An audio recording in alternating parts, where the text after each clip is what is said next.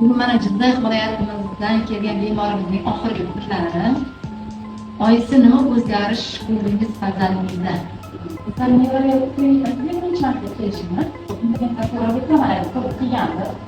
Xudo xohlasa 10 kun harakat juda past edi. O'tirolmasdik, bunaqa harakat yo'q. Shu bugun 10 kungacha, kecha 9-kungacha edi уже bolam o'tirishga o'rgandi, o'zi muallaq. Biz uchun nima deydi, yangilik.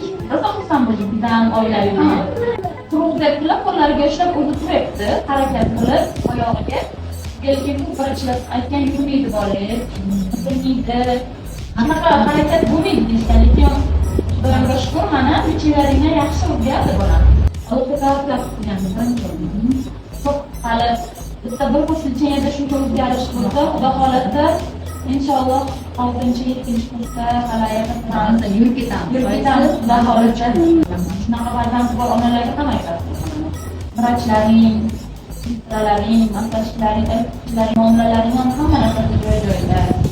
Faqat kulib turasizlar, hammaga tavsiya qilaman. Bunaqa farzandi bor onalarga ham aytasiz. Rahmat oyisi. Katta rahmat.